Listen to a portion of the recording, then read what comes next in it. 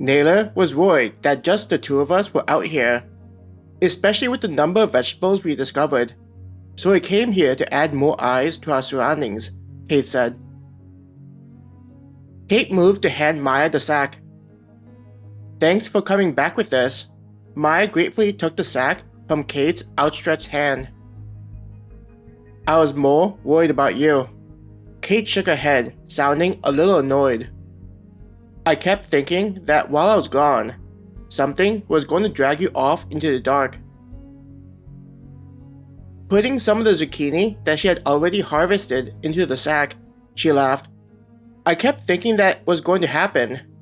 Without the sounds of animals going about their nightly activities, every noise made me think that monsters would emerge to attack me. Naylor looked up at the tree branches above them. The wind does well to move the branches, which then causes the dead parts to fall off. With Naylor joining them, Kate positioned herself to be on one side of Maya while Naylor was on the other side.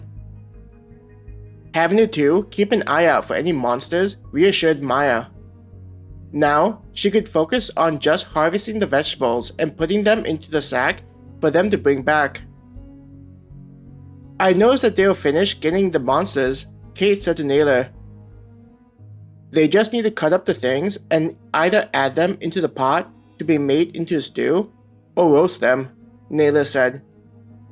His eyes looked at the vegetables that were already harvested. These items will go well with the meat. It's not good to just eat meat. The dwarf nodded approvingly. The two of you did a good job to find all of this. Kate pointed at Maya. She's the one that found the vegetables. Her vision is perfect for spotting things like the vegetables, especially in the dark. With them complimenting her, Maya felt her face redden as she blushed. Fortunately, they didn't see her face with it being dark and her head down while gathering the vegetables. Once she had all the zucchinis gathered and placed into the sack, Maya moved to where the garlic was waiting for her. Compared to the zucchini, she just needed to quickly throw them into the bag. I still can't believe that you were able to locate garlic, Naylor said. Fortunately, even if we don't use up all of it, we can take it with us, Maya said as she moved her hands as fast as possible. Even if Kate and Naylor were there to guard her, it didn't mean that she could take her sweet time gathering all the valuable items. After getting all the garlic, she was faster at grabbing the piles of carrots.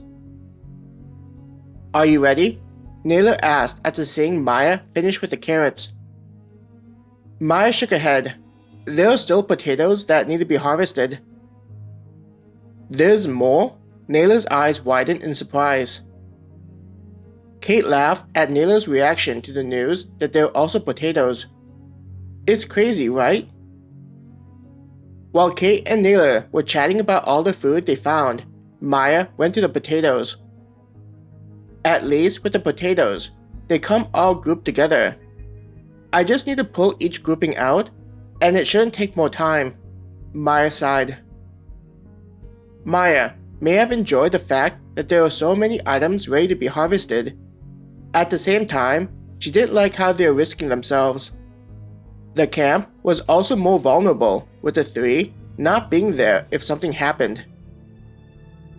I hope that James was able to get even a little bit of rest. Maya's thought drifted towards James and how exhausted he looked upon returning with the monsters. James and Celine were likely still out of commission, though James just needed to get a small break, and he'd be okay. Thinking of Celine, Maya couldn't help but wonder what would happen to the elf. The chances that they'd be able to complete the request would decrease if Celine could no longer do her job of scouting ahead of them.